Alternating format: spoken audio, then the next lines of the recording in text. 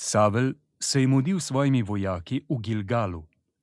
Pred bitko je hotel prerok Samuel darovati žgalno daritev, da bi izprosil pri Gospodu pomoč. Vse je bilo pripravljeno za daritev. Savel in njegovi možje so 7 dni čakali, a Božji mož ni prišel. Tedaj so ljudje postali nepotrpežljivi in so se začeli razhajati. Ljudje, prinesite ovna za žgalno daritev. Sam bom daroval.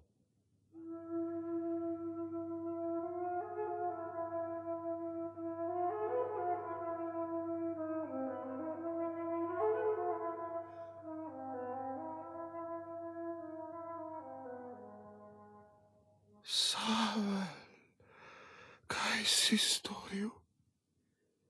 Videl sem, da mi ljudje uhajajo, tebe pa ni bilo ob dogovorjenem času. Bal sem se. Zdaj bodo pritisnili v Gilgal proti meni Filistejci, še preden si bom pridobil milost z daritvijo pri Gospodu. Hudo si se pregrešil. Ko bi bil ubogal, kar ti je Gospod tvoj Bog ukazal, bi ti bil Gospod za vekomaj potrdil tvoje kraljevanje nad Izraelom.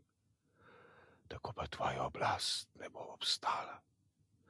Gospod si je že poiskal moža po svojem srcu in ga določil za kneza nad tvojim ljudstvom. Tudi pozneje je delal Savel po svoji glavi in ni poslušal Gospoda.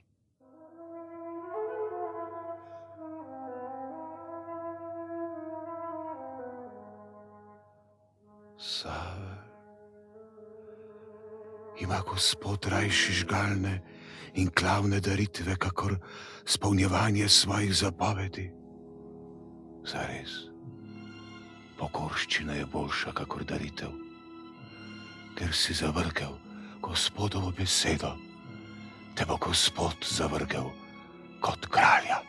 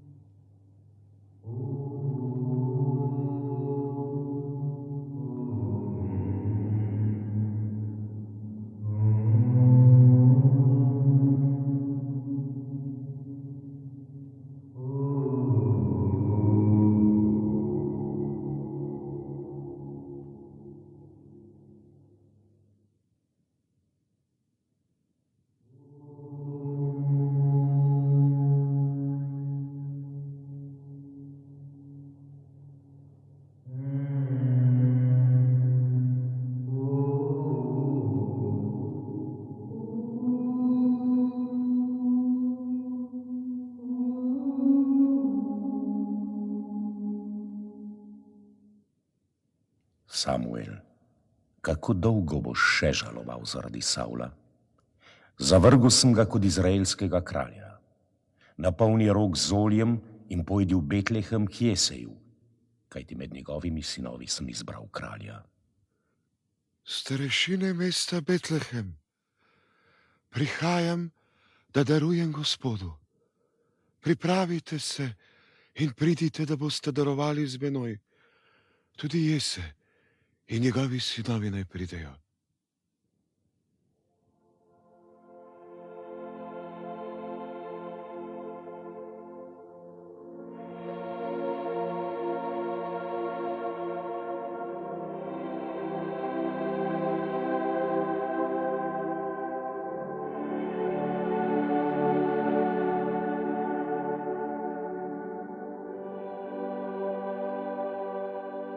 Moj najstarejši sin. Ta bo Gospodov maziljenec. Samuel, ne glej na lepoto in vitko postavo. Tega nisem izvolil, kajti Bog ne gleda na to, kar vidi človek. Človek gleda samo na zunanjost, Gospod pa vidi v srce. Moj drugi sin. Tudi njega Gospod ni izvolil. Moj tretji in četrti sin. Tudi njiju Gospod ni izvolil. Moj peti 6. in 7. sin. Gospod ni nobenega od teh izvolil. So to vsi tvoji sinovi, Jese?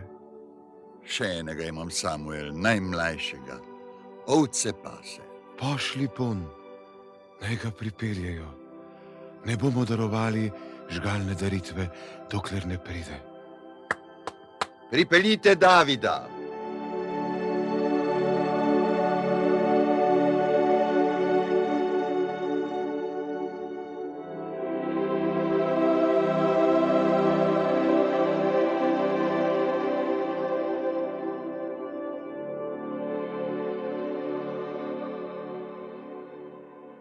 Vstani, Samuel, mazili ga, kaj ti ta je.